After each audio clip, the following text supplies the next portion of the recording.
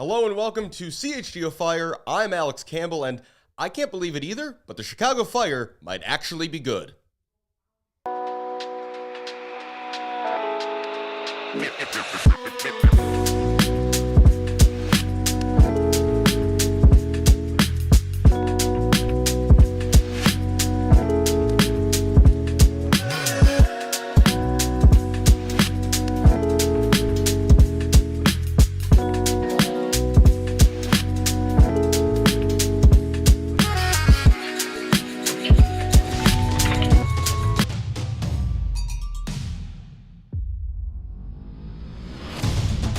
This is CHGO Fire, presented by Sunnyside. Visit sunnyside.shop for bright buys every day, including 50% off your first 3 online purchases when you enter promo code HICHGO at checkout to qualify. Exclusions apply. Sunnyside Cannabis Dispensary, bright buys every day, only for 21 plus or Illinois medical card holders. It is good to be back in studio here at CHGO. Later on in the show, Joe Lowery from Backheeled and the Total Soccer Show is going to come along to talk about the stock he's been holding in Hugo Cuypers, Gregg Berhalter as a Fire coach back in MLS, and we'll get to some other MLS storylines as well, though there is so much good Fire stuff to talk about. Going into this road trip, the last time we had a show, I said that a 4-point window would be kind of the minimum expectation for the Fire's 3 games on the road. They went out and they more than doubled that. Full 9 points, 3 wins, a 3-1 win in Dallas, 2-1 in Toronto, 3-1 in Vancouver. This is the first 3-game road winning streak since 2009. Those first 2 wins in Dallas and Toronto, those were the first back-to-back come-from-behind victories for the Fire since 2012. Another fun stat that if you're a Fire fan and online at all, you've definitely seen. The Fire have now had a player in the MLS Team of the Match Day all 5 weeks. Brian Gutierrez against Columbus, Chris Brady against DC, Hugo Cuypers versus Dallas, Andrew Gutman versus Toronto, and Philip Zinkernagel against the Whitecaps, in addition to Gregg Berhalter being the manager of that team this week. These are the sorts of games that the Fire, they don't win in recent years. Fans have become so used to, oh boy, here's an early goal. How are they going to turn this around? Or, you look at the Dallas game. Oh man, it's 1-0 with 10 minutes to go. This is over. They haven't shown any life all game. Like the idea of scoring 3 goals in the final 10 minutes of a game after looking completely lifeless for 80 minutes, that's not the sort of thing that the Chicago Fire have done in recent years. And then going on a road trip all the way to the West Coast out to Vancouver, playing a 9:30 Chicago time kickoff against a team top of the table. That's a game where in the past, if you're the Fire, you would love a draw. Instead, they take the lead, Vancouver equalize, and then the Fire were unquestionably the better team in that game. I mean, it's just a very strange feeling to see how just impressive this team is and how confident they are, and they're playing good soccer. So let's go through these games one at a time, starting with Chicago Fire 3, FC Dallas 1. Fire were bad for most of that game. That was punctuated by Cal Acosta pulling his hammy in the 30th minute, the latest member of the injury merry-go-round. We will touch more on that in a moment. Dallas takes the lead after halftime. That felt really deserved. And then I'm just going to read off this late sequence of events because, my goodness, what a run this was. 78th minute, Leonardo Barroso and Tom Barlow replaced Jonathan Dean and Omari Glasgow. This was Leonardo Barroso's debut. 82nd minute, 4 minutes later, Andrew Gutman goal, Cuypers assist, Barroso key in the buildup. 84th minute, 2 minutes after that, Barroso goal, just an absolute rocket from the right back arriving in the box. First minute of stoppage time, Hugo Cuypers scores a PK after a really, really dumb foul by a Dallas player. And then to cap it all off, in the 5th minute of stoppage time, Chris Brady saves a penalty from Petar Musa of Dallas. The Fire hold on to the Brimstone Cup. They had not played Dallas in a couple years, so shout out to whoever in the Chicago Fire supporter community had been hanging on to that dented piece of wood and metal for a couple years. But hey, it's a beat-up trophy, but it's our trophy. We had a great picture, and I think Joey, behind the scenes for us, is going to be able to pull this up. This picture that the Fire had with the fans, if you're watching on YouTube, you could see right now, like just the smiles on the faces of the players. The weather was horrible. It's pouring rain in this picture. The group of fans who made the trip down to Dallas for this game, like in hindsight, I think we might view this image, like this moment, as a really big deal. The Fire coming back, winning this game, and it meaning so much to them, to the players and the fans, that they won it. Moving on to the next week, it was Toronto FC 1, Chicago Fire 2. Much like the Dallas game, the Fire did not start this one particularly well. Opening goal was scored by DeAndre Kerr for Toronto, a guy who was a late add into the lineup due to an injury. Not only does he score in the 11th minute, the contact he makes with Jonathan Dean in doing so ends up puncturing Jonathan Dean's lung. So we wish Johnny all the best and a speedy recovery with that. So that sees Leonardo Barroso sub in again, this time much earlier. And once again, he has a pretty immediate impact on the Fire, playing some nice soccer. In the 30th minute, the Fire equalized through Andrew Gutman. 2 goals on the season for him. He just kind of kept dribbling and then got to the edge of the 18-yard box and buried a shot in the bottom corner. 44th minute, Hugo Cuypers scores what would be the eventual winner. Leonardo Barroso gets an assist on that goal. You might be noticing a pattern there. Cuypers would then later miss his best chance of the match on a dime of a ball from Sergio Orejel, and then he had one called back for offside after Marin Haile Selassie, returning from injury, so that was some good news, was ruled to have fouled Sean Johnson.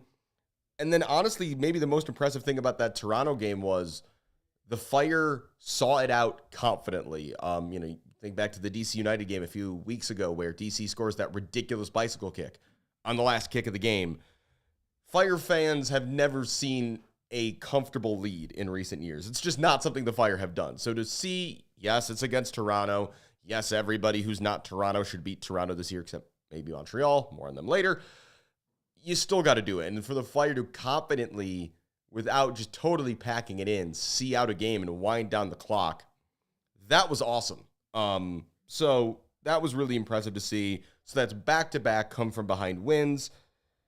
And then we move on to the most recent game, the game on Saturday night, very late. Shout out to anybody who was up like me and I only imagine a handful of other people watching this game that ended around 11:30 here local time in Chicago. Vancouver Whitecaps won, Chicago Fire 3. The game of missing people for both teams. Vancouver was down 7 of their preferred starting 11, 5 of them from just the previous week. 4 of those are international call-ups, plus a personal absence for Tristan Blackman. And the Fire were starting a midfield of Sergio Orejel, Mauricio Pineda, and Sam Williams. So neither team bringing their A game into this. Vancouver, of course, undefeated to start the year, 4 wins from 4. Also, Andrew Gutman started this game despite being sick all week, we were told. He ended up only playing 45 minutes as a result. And Leonardo Barroso gets his first start. I think this was going to happen regardless by this point, but it's unfortunate that Jonathan Dean's injury is the thing that forced this to happen. But the Fire score in the first minute. Hugo Cuypers, 54 seconds into the game. It's a great ball played wide to Barroso. He perfectly waits a through ball to Philip Zinkernagel. First time cross across the top of the 6-yard box. Tap in for Cuypers. He is the second player in Fire history to have 5 goals through 5 games of a season. The other to do it was Ante Razov, club's all-time leading goal scorer in 1999, and it took him just 3 games to score 6. But still, pretty great company there. Currently, Cuypers one off of Ty Baribo of the Philadelphia Union for the Golden Boot lead in MLS. Then in the 11th minute, the Fire should have doubled their lead. Zinkernagel slalomed through the entire Vancouver defense. Takaoka in the Vancouver goal makes a great fingertip save, but Zinkernagel's got to score that. Try to add to his early assist already. Vancouver then, of course, scores a couple minutes after. It's a really, really nice shot in the end of the day by Daniel Rios to beat Brady. Game continues at 1-1 for a while, and then it's Zinkernagel in the end who breaks the deadlock in the 62nd minute. Not a dissimilar finish to Rios. Jonathan Bamba ends up creating the danger on this one. Ball pings around a bit, and Zinkernagel just swivels and fires an absolute bullet off the crossbar and in, 2-1. And then just like the Toronto game, the Fire looked kind of comfortable killing this game off. We also get a really nice moment, of course, at the end of this game, which is the debut of Romanique Kouame, the French midfielder signed from Cadiz in Spain. He comes on in the 87th minute. He then finds himself as part of a late 3-on-2. Haile Selassie plays the ball to him. He cuts inside, and he scores a really nice goal. The team goes crazy. The celebrations continued with him after the final whistle that would blow shortly thereafter. His last goal for anybody was December 1st, 2021, while playing for Troyes in France, and that was against Lorient. So it has been over 3 years since Kouame scored a goal anywhere for anybody. That's a pretty cool moment, and now it's going to be interesting to see how Gregg Berhalter chooses to manage this midfield. We think Kellen Acosta, he has been training by himself on the side, so he's probably still a couple weeks away from being able to return with that hamstring. Sergio Orejel has been great. Brian Gutierrez will be back from international duty, where he did not play a single minute, was an unused sub in the loss to Panama, and then was not in the squad for the Canada game with some muscle discomfort. So there's been no further update on that. Gregg Berhalter will speak to the media on Thursday like he does every week, and we will get, any updates that are relevant then to that situation. I also got to give a big shout out to a few people I had the chance to, for a second time in as many years, fill in on the Fire radio broadcast on WLS AM 890. Shout out to producer Jonathan Bregman, to Max Anderson on play-by-play, and to Dason Robinson, former guest on this show, former Fire player who was unable to do this game, and once again kindly offered for me to fill his seat for a night. So I had a great time. Good to be 2-2 in that role. I saw one of the Fire's only 3 road wins last year when I got to call the game at Toronto last season. The Fire managed, like I just said, 3 road wins all of last year.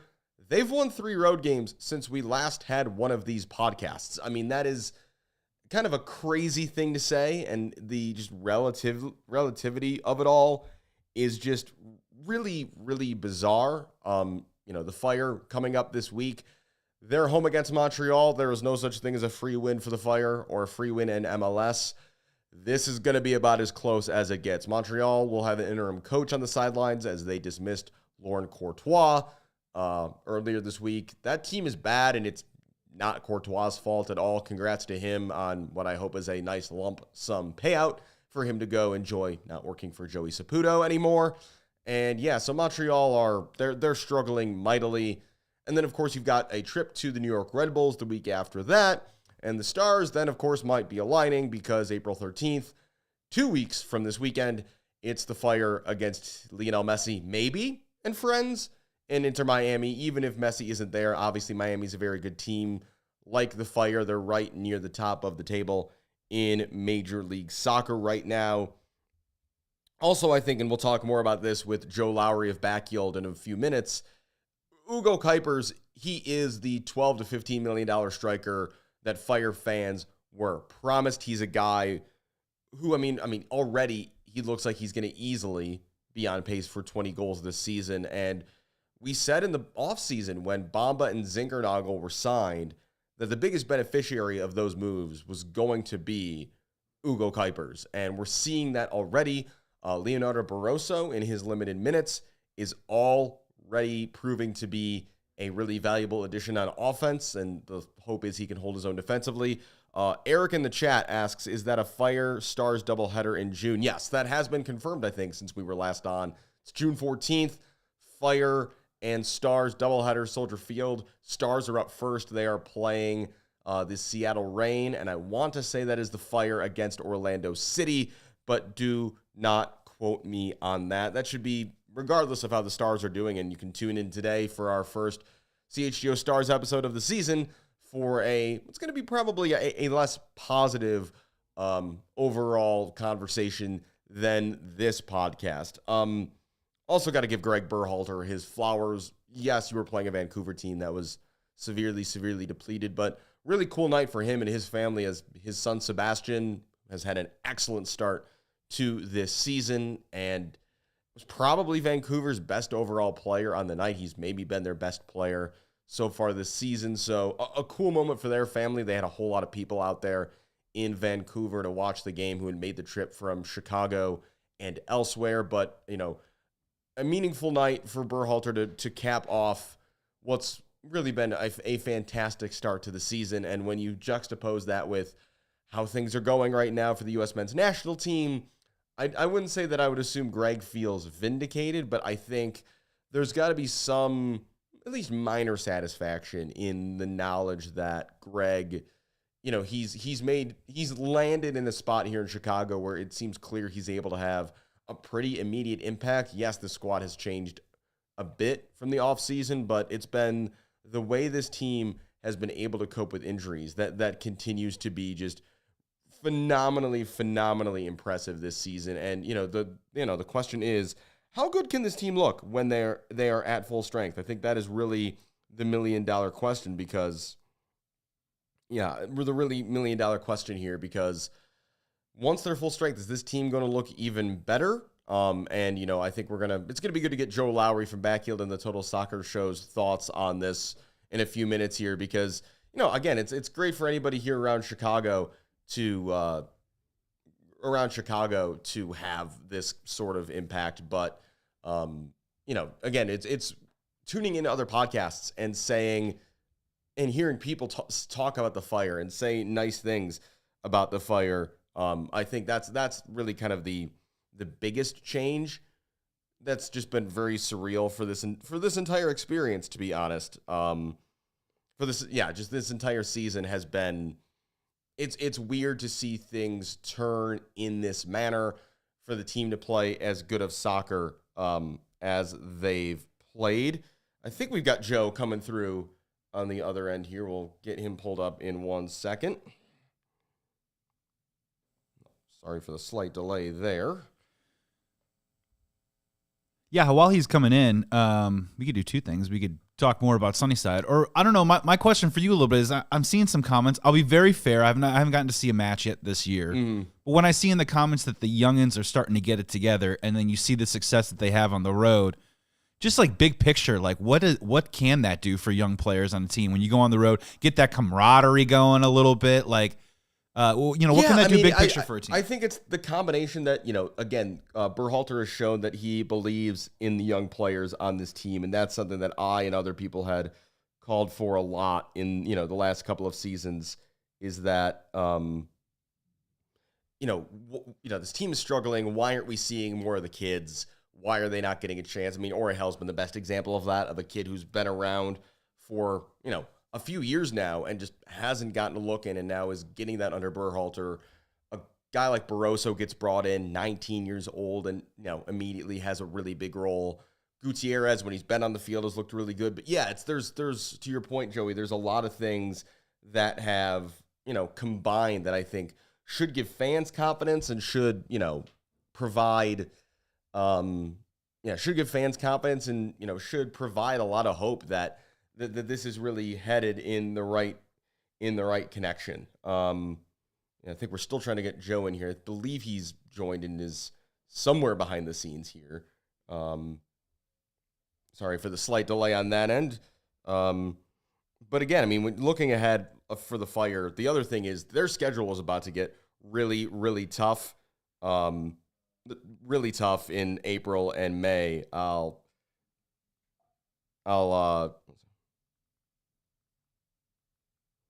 Because, I mean, if you look ahead to their schedule in April and May, getting these points on the board now is just so incredibly important. Look, it's Red Bulls, it's Miami, it's Cincinnati, it's Nashville, it's Orlando, it's Atlanta, Charlotte. I mean, that run through those couple of months, could be pretty tough.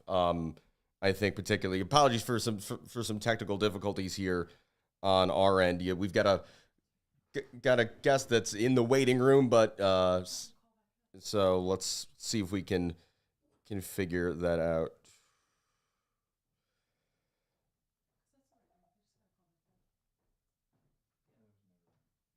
Yeah.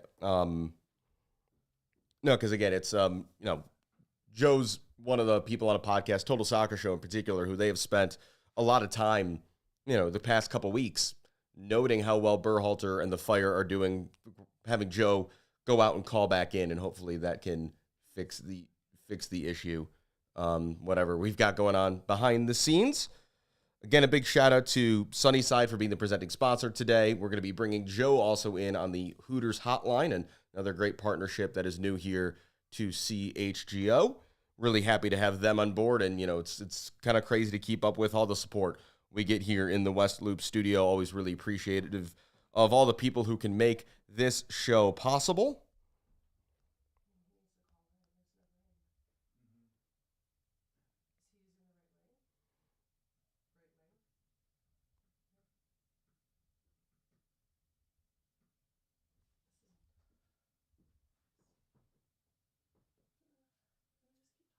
Yeah. So, I mean, I'm sorry to the folks at home who are listening on audio. This probably isn't great audio with spitballing a bit here. But yeah, I mean, to Joey's earlier point, when you look at this team, there's lots of hope about what does healthy look like? Does Kouame come in?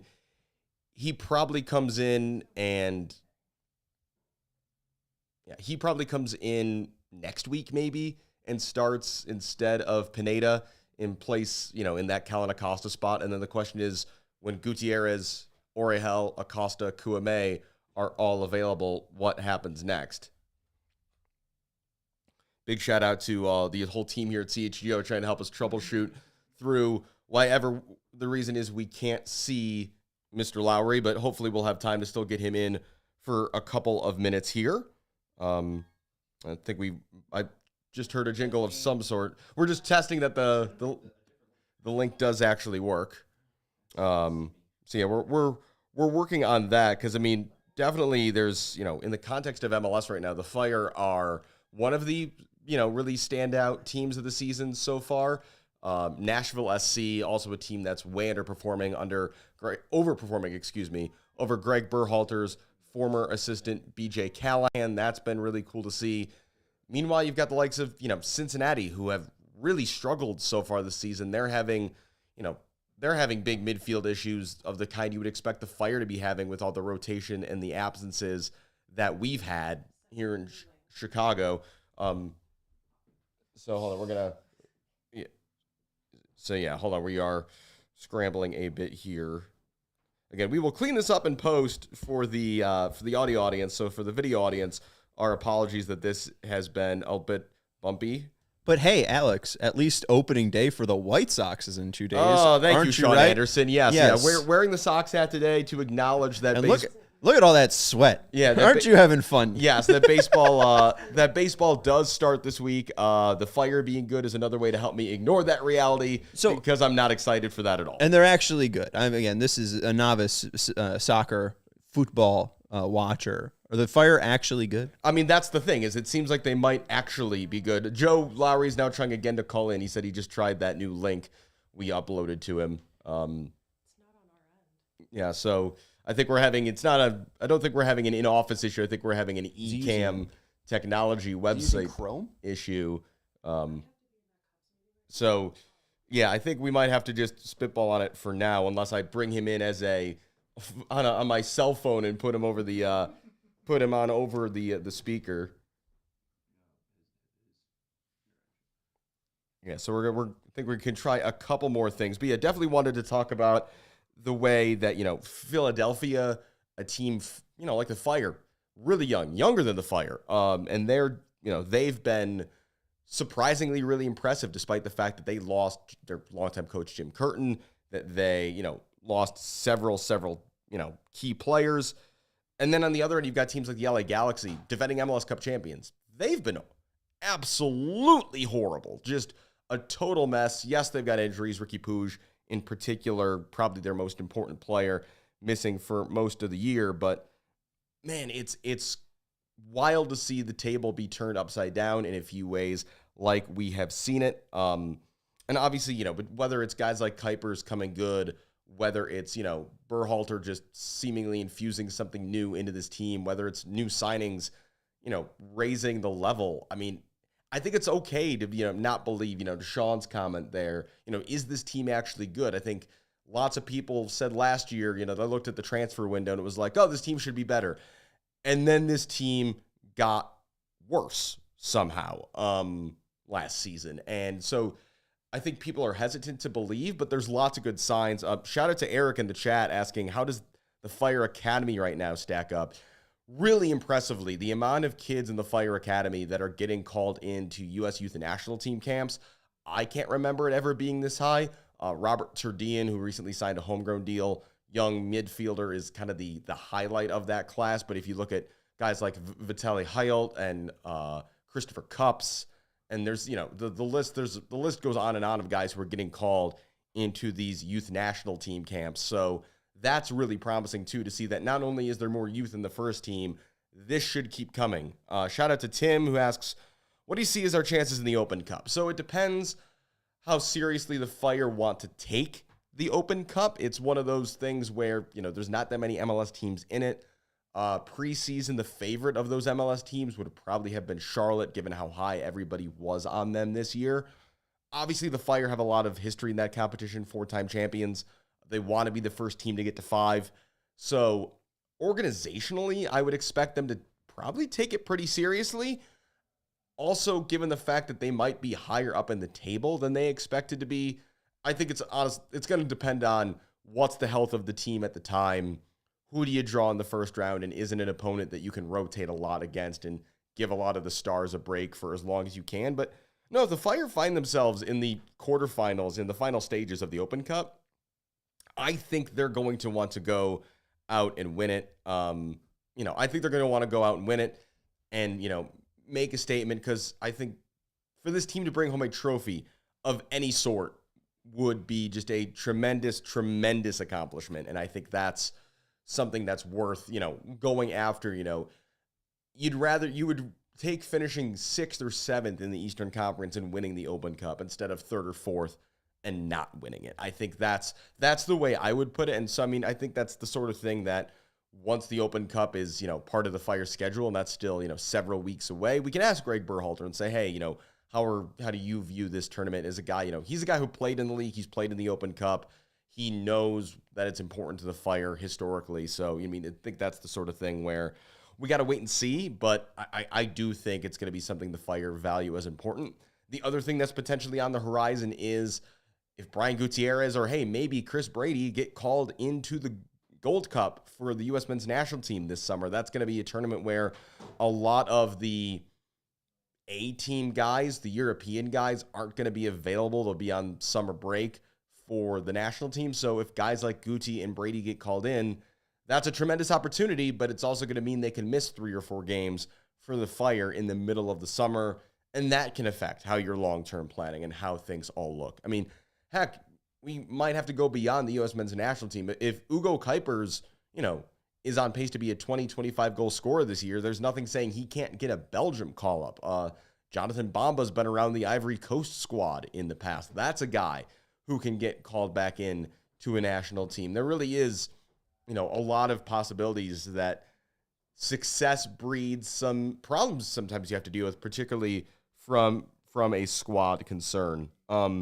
For myself, trying to dive into some of the MLS stuff that we were hoping to get to with Joe Lowery, I want to go back to Nashville because that's a team that I had finishing at the bottom of the league this season. They are the oldest team in MLS, based on the average age of who is playing the minutes. BJ Callahan's recent resume had mostly just consisted of a brief stint as the interim manager of the U.S. men's national team, where, yes, they did win a Nations League, a thing that Mauricio Pochettino and co. just failed to do in pretty spectacular fashion. But Callahan has that Nashville team playing some really nice soccer, not unlike the soccer that the Fire are playing, which isn't surprising given his Berhalter connections. But I think you've got to give a lot of props to BJ Callahan as a guy who is getting a lot out of a team.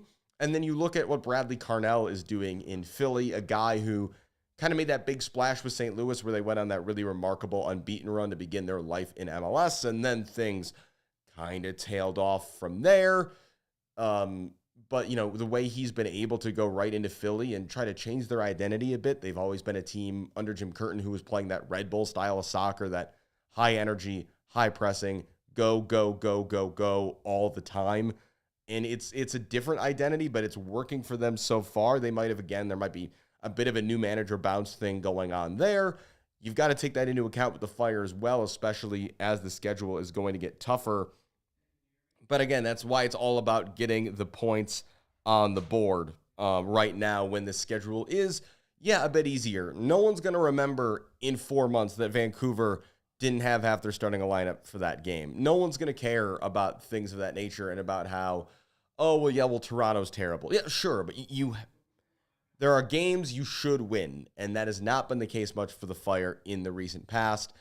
They won a couple of games that, all things considered, and I think we were all hesitate to say it, that they should have won, and they took care of business. This Saturday, Montreal, that's a game the Fire should win. Like, absolutely no questions. They should win that game. And that's the sort of thing where I think it's going to be interesting to see as the outside pressure and the expectations change.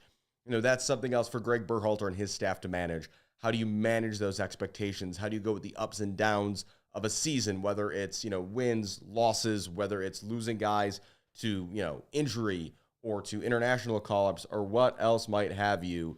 It's going to be what it's going to be. And that's the reality here in studio too. Sometimes you got to go with the ups and downs of a podcast, and we'll definitely have to do our best to get Joe back on the show. I know we might only have a couple of minutes if we can bring him in at all, but looks like it's probably not going to work out today. So my apologies to people for over-promising and under-delivering on my end a bit, but and our apologies to Joe, but we thank him and everybody who's, devoting more time and resources to the Fire. Can we just say this? It's nothing on Alex's fault, and I literally am so mystified on why Joe cannot call in. I just talked to Joe in Studio A. So if there was a way to link Studio A and Studio B, maybe we could do this. But for some reason, this software is crashing out, and it's extremely frustrating to everyone. Yeah, and hey, it happens, and we're going to try to do a pit change here because if you're watching on YouTube, CHGO Stars is next. I'm hoping to be joined by Leslie Ryder of Gal Pal Sports and Defector to get her commiserations on what's been a very difficult start to the NWSL season in Bridgeview. But that is going to do it for this particular episode of CHGO Fire. Thanks for bearing with me. Thanks for bearing with us. Shout out to everybody in the chat who gave us some mailbag type questions to keep this going. That's been really helpful today, so we appreciate all you guys tuning in, and thank you to everybody who is listening wherever you get your podcasts. I'm Alex Campbell. We'll be back in a couple weeks here at CHGO Fire. I'll talk to you next time. We all silly like the mayor.